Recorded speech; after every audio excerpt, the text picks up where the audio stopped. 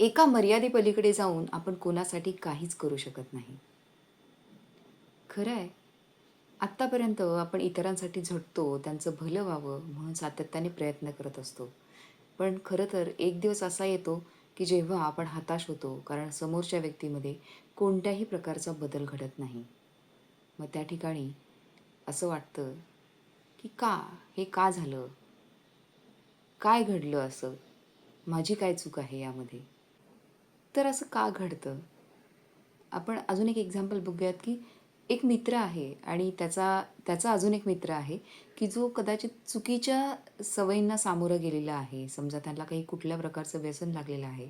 तर एका पहिल्या मित्राची ही धडपड असते, की त्यांनी त्या सगळ्या चुकीच्या सवयी सोडून देऊन व्यवस्थित त्याचं आयुष्य जगावं, त्याच्या कुटुंबाला बघावं, त्याचा जो काही जॉब, नोकरी आहे, बिझनेस आहे, तो त्यांनी व्यवस्थित करावा.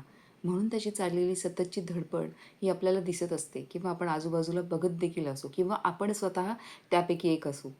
पण हे सगळं करून देखील काही दिवस जातात, काही महिने जातात, तोपर्यंत तुमचा सातत्याने प्रयत्न चालू असतो आणि नंतर तुमच्या एक दिवस जाऊन लक्षात येतं, की आपण जे काही प्रयत्न केलेले आहेत, त्याचं कुठल्याही प्रकारचं फळ आपल्याला मिळालेलं नाही आहे किंवा ते फळ कायमस्वरूपासाठी मिळालेलं नाही आहे. कारण एका मर्यादेपलीकडे जाऊन तू कोणासाठी काहीच करू शकत नाहीस.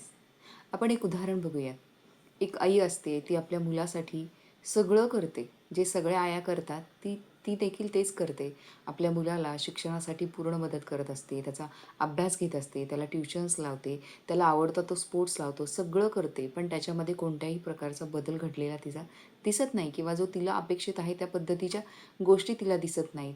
आणि तिला जे वाटतं, प्रत्येक आईला वाटतं, की आपलं मूल छान प्रकारे, छान संस्कारामध्ये वाढावं आणि त्याच्याकडचे सगळे गुण चांगले असावेत. पण तसं घडताना तिला दिसत नाही. तिचा मुलगा कदाचित त्या मार्गाने, ज्या मार्गाने चांगल्या मार्गाने चालावा, तिला अपेक्षित होतं, तसा तो चालत नाही. आणि मग ती हताश होते आणि ती स्वतःला प्रश्न विचारते, "का? असं का झालं? मी कुठे कमी पडले?" आणि हा फक्त त्या आईचा प्रश्न नाही आहे.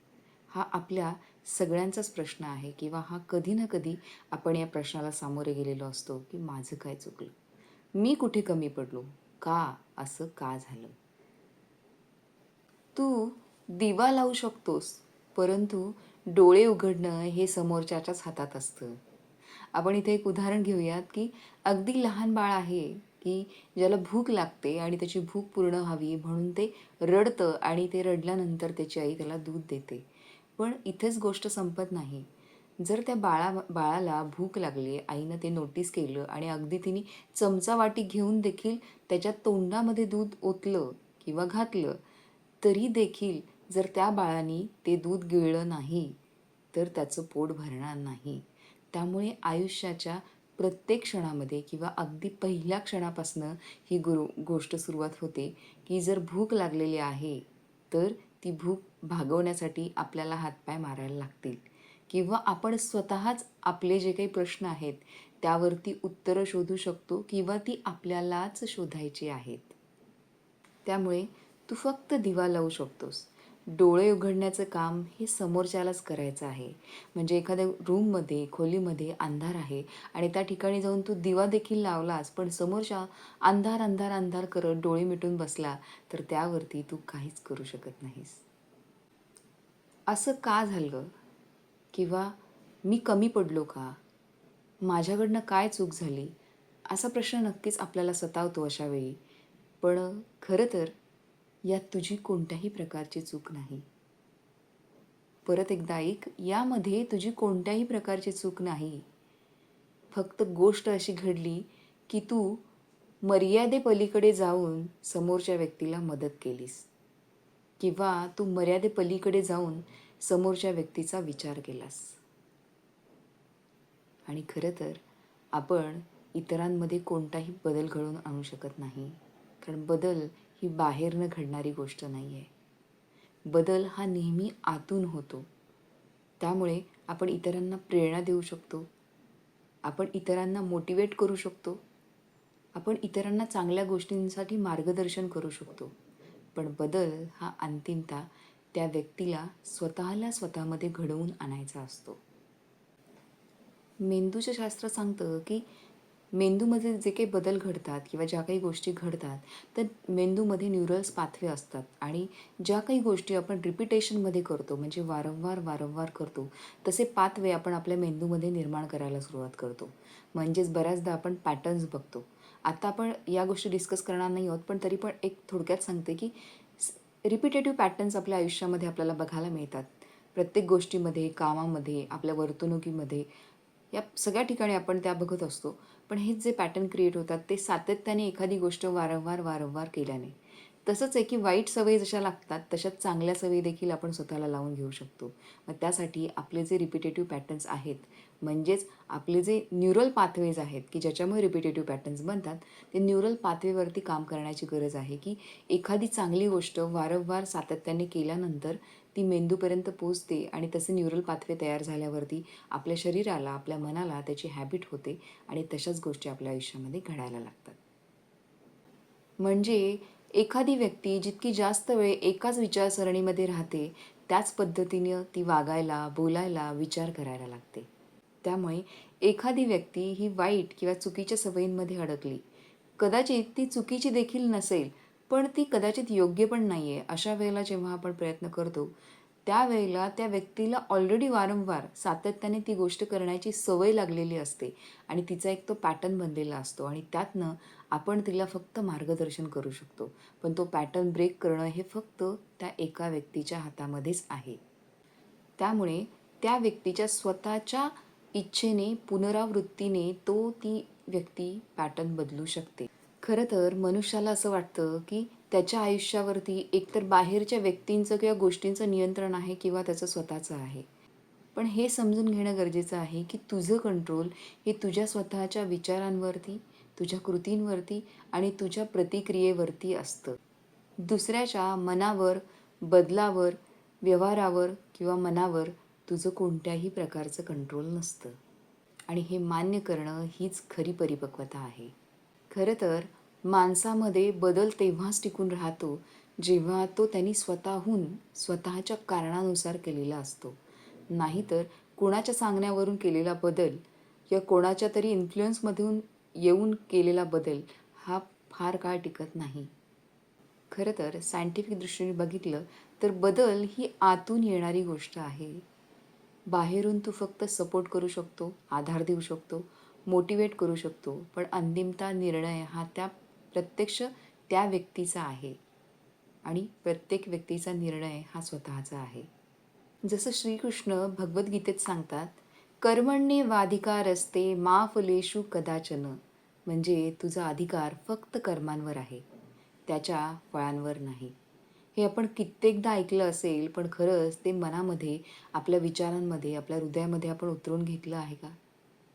करत राहणं, कर्म करणं, वारंवार गोष्टी करत राहणं, हेच फक्त आपल्या हातामध्ये आहे. शेवटी काय घडेल, काही नाही घडणार यावरती आपला कोणत्याही प्रकारचा कंट्रोल नाही, नियंत्रण नाही आहे. आणि आपण ह्याच गोष्टींमध्ये अडकून बसतो, की मला हे बनायचं आहे, मला ते बनायचं आणि ते काय बनायचं या गोष्टींच्या विचारांमध्येच आपण ओव्हर थिंकिंगमध्ये अडकतो आणि जे करायचं आहे ते मात्र आपल्याकडनं राहून जातं. आणि मग आपण आपल्या आयुष्यात कुठेतरी हा विचार करत बसतो किंवा स्वतःला दोष देत बसतो, की मी इतका सारा प्रयत्न केला, पण ह्या गोष्टी घडल्या का नाही? कारण घडलं असं, की जिथे लक्ष द्यायला हवं होतं, तिथलं लक्ष जिथे आपल्या कंट्रोलमध्ये गोष्टी आहेत, ज्या गोष्टी आपण कंट्रोल करू शकतो, ज्यावर काम करू शकतो, म्हणजे कर्मावरती आपण लक्ष देण्याची गरज होती, ते सोडून आपण त्यातनं आपल्याला जे एक्स्पेक्टेड रिझल्ट आहे, फायनल रिझल्ट आहे किंवा जे फळ आहे त्या गोष्टीचं, त्याच्यावरती आपण सगळा पूर्ण फोकस केला, त्याच्याच विषयी विचार करत बसलो. ते कसं घडेल यासाठी प्रयत्न केले, पण जितके गरजेचे होते तितके केले नाही. त्यामुळे अंतिम रिझल्ट जो लागला त्यात आपण कदाचित खुश नसतो आणि कारण हेच आहे, की अनकंट्रोलेबल गोष्टींवरती कंट्रोल निर्माण करायचा आपला नको असलेला अट्टाहास. प्रत्येक जीवाचा एक स्वतंत्र प्रवास असतो आणि त्याला त्याच्याच वेळेनुसार त्याच्या आयुष्यातले धडे मिळत असतात. अतिशय गूढ संकल्पना आहे ही, की प्रत्येकाचा प्रवास हा स्वतःचा आहे आणि त्याला स्वतःच्याच स्पीडनी, स्वतःच्याच वेळेनुसार जे धडे मिळतात, ते त्याच्यासाठीच असतात. त्यामुळे इथे ओव्हर थिंकिंग नाही, कुणाशी कंपॅरिझन नाही. त्यामुळे जेव्हा आपलं आयुष्य आपण स्वतः आपल्या वाढीनुसार, आपल्या वाढीसाठी केंद्रित करतो, आणि त्यानुसार आपण काल जे आहोत त्याच्यापेक्षा आज कसे बेटर बनू शकतो, चांगले बनू शकतो, यावरती आपलं लक्ष केंद्रित करतो, तेव्हाचं खरं आयुष्य आपण जगतो असं आपण म्हणू शकतो. तू कोणाला वाचवू शकत नाहीस जोपर्यंत त्या व्यक्तीची स्वतःची तयारी नसते. त्यामुळे निसर्गच सांगतो की जोपर्यंत समोरच्या व्यक्तीची वाढायची तयारी नाही आहे तोपर्यंत त्याला कुठल्याही प्रकारचा सपोर्ट मिळाला तरी त्याच्यामध्ये ती वाढ होऊ शकत नाही. मानसशास्त्रामध्ये एक संकल्पना आहे को डिपेंडन्सी. म्हणजे इतरांच्या भावना, त्यांच्या संकल्पना, त्यांचे विचार या सगळ्याची जबाबदारी जर आपण घ्यायला लागलोत तर त्यावेळेला आपलं मानसिक संतुलन बिघडतं आणि या विचाराशी तुमच्यातले 90% लोकं तरी कुठे ना कुठेतरी या गोष्टीला ॲप्रूव्हल द्याल की नक्कीच अशा गोष्टी माझ्या आयुष्यात कधी ना कधीतरी घडलेल्या आहेत. को डिपेंडन्सी. की इतरांच्या मताप्रमाणे किंवा इतरांच्या शूजमध्ये राहून आपण आपलं आयुष्य जगायला लागतो. म्हणजे ती व्यक्ती जसं फील करते किंवा तिच्या पॉइंट ऑफ व्ह्यूने आपण आपलं आयुष्य जगायला लागलो किंवा ती म्हणते त्या पद्धतीने आपण आपलं आयुष्य जगतोय, आपल्या स्वतःला बघतोय, त्या ठिकाणी नक्कीच आपलं मानसिक आरोग्य कुठं ना कुठेतरी बिघडणार आहे. त्यामुळे आजचा जो विषय आहे तो खरंच सखोल आहे. त्याच्यामध्ये मर्यादेपलीकडे तुम्ही इतरांसाठी काही करू शकत नाही. तसंच ती मर्यादा आपल्यालाही लागू होते, की इतरही आपल्यासाठी मर्यादेपलीकडे जाऊन काहीच करू शकत नाहीत. आणि जेव्हा यामध्ये गफलत निर्माण होते किंवा काहीतरी चुकीच्या पद्धतीने या गोष्टी हँडल केल्या जातात किंवा हाताळल्या जातात, त्यावेळेला नक्कीच कुठं ना कुठेतरी मानसिकता आपली जी आहे त्याच्यावरती परिणाम घडून आलेला असतो किंवा त्यावर परिणाम झालेला असतो, जो नक्कीच चुकीचा असतो. आणि मानसिक स्वास्थ्य खालावणं हे तर आत्ता आपण बघतोच आहोत आपल्या आजूबाजूला. त्याला वयाची देखील काहीच मर्यादा नाही आहे. त्यामुळे दुसऱ्याच्या आयुष्याची जबाबदारी घेणं ही खरं तर मदत नाही, पण त्याच्या वाढीमध्ये अडथळा आहे. आणि इथे एक मला पिनपॉईंट करून सांगायचं आहे, लहान मुलांच्या पेरेंट्ससाठी असू देत, मिडल एजच्या पेरेंट्ससाठी असू देत किंवा अगदी मोठ्या मुलांच्या पेरेंट्ससाठी असू देत, की आपण आपली मुलं कशा पद्धतीनं आपण त्यांना वाढवतोय, आपण त्यांना प्रोग्रेस त्यांचा होऊ देतोय. नक्कीच प्रत्येक पालक आपल्या मुलांसाठी चांगलंच करतात. पण कुठेतरी आपण जर त्याला डिपेंडंट बनवत असू आपल्यावरती काही कारणाने किंवा सवयीनुसार, तर ते चुकीचं आहे. कारण गरजेपेक्षा जास्त मदत केल्यानं आपण त्या व्यक्तीची वाढ कुठेतरी खुंटवतो, म्हणजे थांबवतो. त्याला आपण डिपेंडंट बनवत असतो. आपण त्याला को डिपेंडंट बनवतो.